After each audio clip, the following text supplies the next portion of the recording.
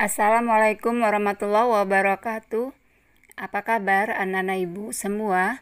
Semoga kalian dalam keadaan sehat dan senantiasa semangat dalam belajar ya. Hari ini kita akan menelaah model teks diskusi. Tujuan pembelajaran adalah siswa dapat memahami model teks diskusi. Teks diskusi adalah sebuah wacana berupa tulisan yang membeberkan dua pendapat berbeda, satu di sisi pendukung dan satu di sisi kontra, yang diakhiri dengan simpulan atau rekomendasi penulis. Tentu teks diskusi ini mempunyai banyak informasi di dalamnya. Informasi ini tentang gagasan-gagasan baik dari sudut pandang yang pro maupun yang kontra. Bagaimana cara kita menemukan informasi dalam teks? Yang pertama, bacalah seluruh isi teks dengan saksama. Yang kedua, tentukan pokok-pokok pikiran tiap paragraf. Dan yang ketiga, rumuskan secara tepat pokok pikiran yang ditemukan. Teks diskusi berbeda dengan teks lainnya. Teks diskusi memiliki ciri di dalamnya terdapat pengajuan pendapat yang pro dan pendapat yang kontra. Kedua pendapat tersebut dibahas secara mendalam, lalu disimpulkan mana yang paling efektif dan bisa dijadikan rekomendasi atau saran untuk pembaca. Kita ingat kembali struktur teks diskusi. Yang pertama adalah pendahuluan, berisi isu topik yang akan dibahas, latar belakang topik, sudut pandang yang berbeda yang akan dibahas.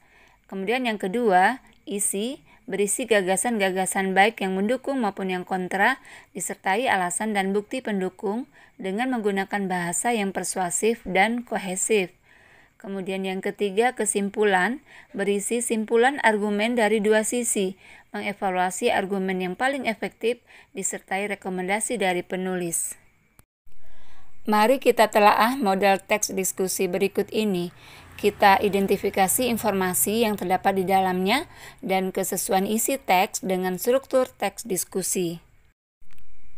Model teks diskusi, kesadaran membayar pajak. Kesadaran rakyat Indonesia membayar pajak masih sangat rendah, sementara penerimaan negara selama 5 tahun terakhir 75-85% berasal dari penerimaan pajak. Haruskah kita berutang terus dengan bangsa asing? Mari kita perhatikan paragraf ini. Kita telaah yang pertama dari informasi yang ada dalam paragraf ini. Maka hal penting, informasi yang ingin disampaikan oleh penulis ada di awal paragraf, yakni kesadaran rakyat Indonesia membayar pajak masih sangat rendah. Kalimat-kalimat setelahnya ini kalimat-kalimat yang menguatkan tentang sudut pandang yang dijelaskan di awal paragraf. Kemudian apabila kita lihat dari yang isinya, yang ingin disampaikan adalah tentang latar belakang mengapa topik ini dibahas. Maka bagian ini adalah termasuk struktur bagian pendahuluan. Paragraf yang kedua. Kemandirian bangsa Indonesia akan tercapai jika kesadaran rakyat membayar pajak sudah tinggi. Sumber pembiayaan negara terbagi 3, pinjaman luar negeri dan dalam negeri, penjualan sumber daya alam, dan penerimaan pajak. Utang luar negeri dan dalam negeri dapat memberatkan posisi APBN RI, karena utang luar negeri tersebut harus dibayarkan beserta dengan bunganya. Negara akan dicap sebagai negara miskin dan tukang utang karena tidak mampu untuk mengatasi perekonomian negara sendiri. Penjualan sumber daya alam secara berlebihan dapat menyebabkan kerusakan lingkungan atau ekosistem, serta membuat sumber daya alam tersebut menjadi langka. Penerimaan negara melalui pajak merupakan satu-satunya sumber penerimaan negara yang minim risiko, serta dapat meningkatkan kemandirian bangsa.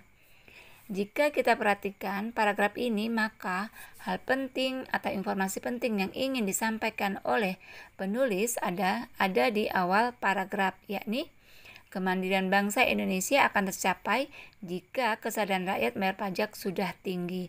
Kalimat-kalimat setelahnya ini adalah kalimat-kalimat yang mendukung pernyataan di awal paragraf.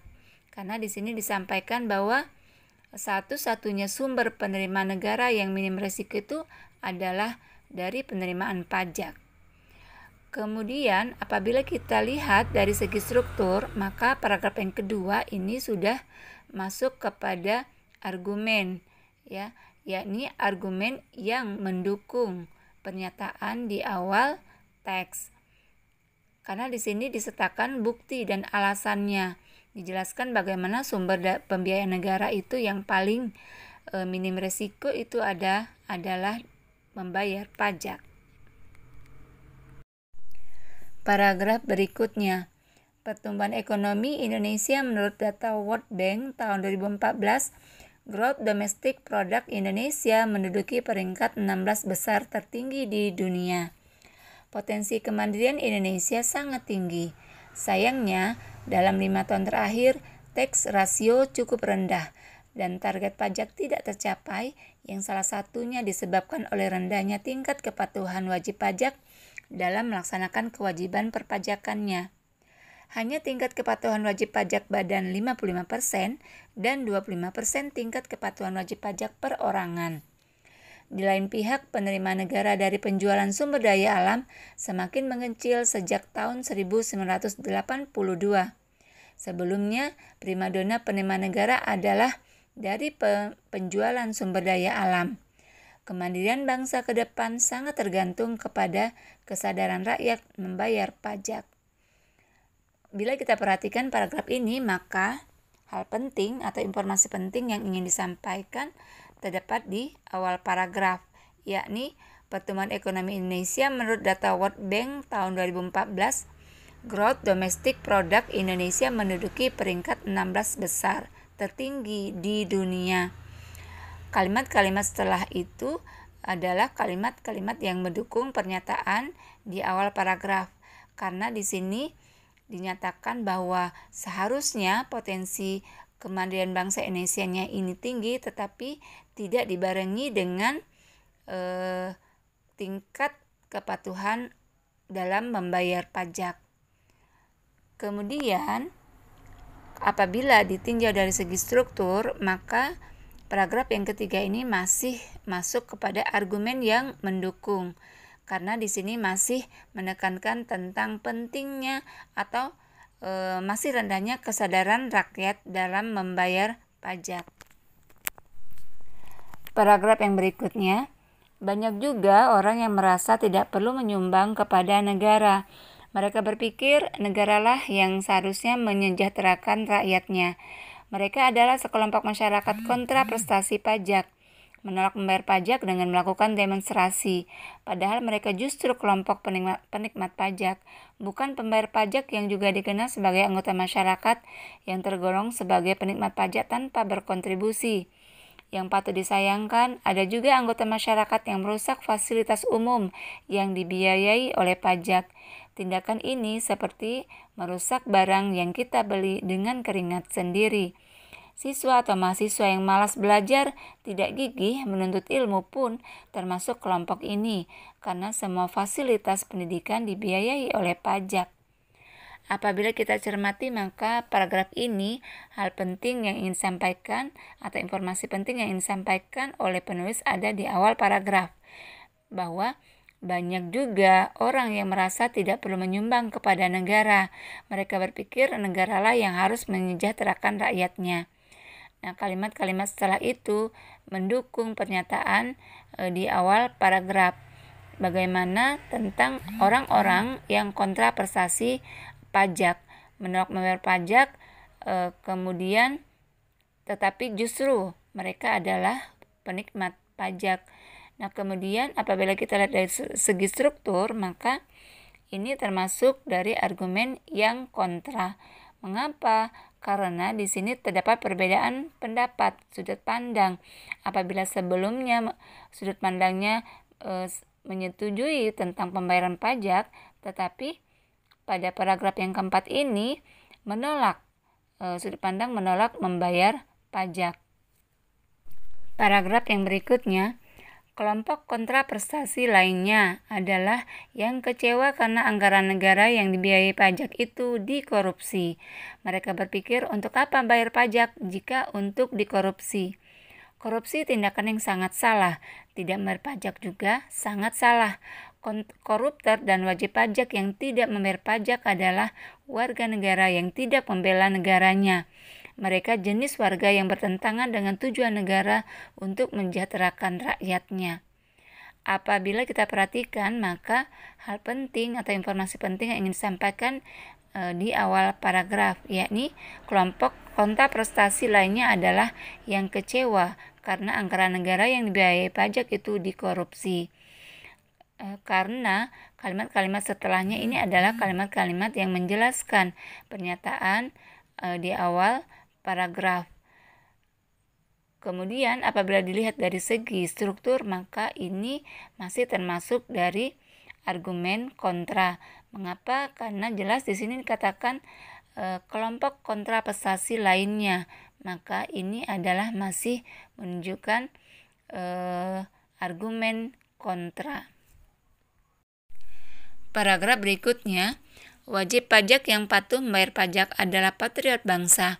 Mereka membela negara, membangun negara, mengangkat harkat dan derajat bangsa di mata dunia dengan membayar pajak. Pajak untuk kemandirian bangsa agar kita menjadi bangsa yang kuat dan disegani di dunia. Stop utang negara dengan membayar pajak. Pajak banyak, hutang hilang, negara kaya, rakyat makmur. Terwujudlah keadilan sosial bagi seluruh rakyat Indonesia. Apabila kita perhatikan paragraf ini, maka hal penting yang ingin disampaikan terdapat di awal paragraf, yakni wajib pajak yang patuh membayar pajak adalah patriot bangsa. Kalimat setelahnya ini adalah kalimat yang menjelaskan tentang pernyataan di awal paragraf ini.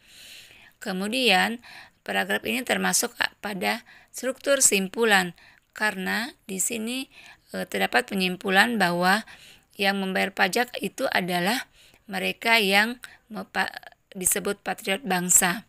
Karena sebenarnya mereka itu adalah orang-orang yang membela negara, yang membangun negara, kemudian mengangkat harkat derajat bangsa di dunia. Dapat disimpulkan bahwa informasi yang terdapat dalam teks di atas adalah: yang pertama, kesadaran rakyat Indonesia membayar pajak masih sangat rendah. Ini termasuk kepada struktur pendahuluan. Yang kedua, kemandirian bangsa Indonesia akan tercapai jika kesadaran rakyat membayar pajak sudah tinggi. Ini termasuk kepada pendapat yang mendukung. Kemudian yang ketiga, pertumbuhan ekonomi Indonesia menurut data World Bank tahun 2014, Growth Domestic Product Indonesia menduduki peringkat 16 besar tertinggi di dunia. Ini juga pendapat mendukung. Kemudian yang keempat, banyak juga orang yang merasa tidak perlu menyumbang kepada negara. Mereka berpikir negaralah yang harus menyejahterakan rakyatnya. Nah, ini termasuk kepada pendapat yang kontra. Kemudian yang kelima, kelompok kontra prestasi lainnya adalah yang kecewa karena anggaran negara yang dibiayai pajak itu dikorupsi. Nah, ini masih termasuk kepada pendapat yang kontra. Kemudian yang keenam, wajib pajak yang patuh membayar pajak adalah patriot bangsa. Nah, ini termasuk pada struktur simpulan. Demikian pembelajaran kita hari ini. Semoga bermanfaat. Terima kasih atas perhatiannya.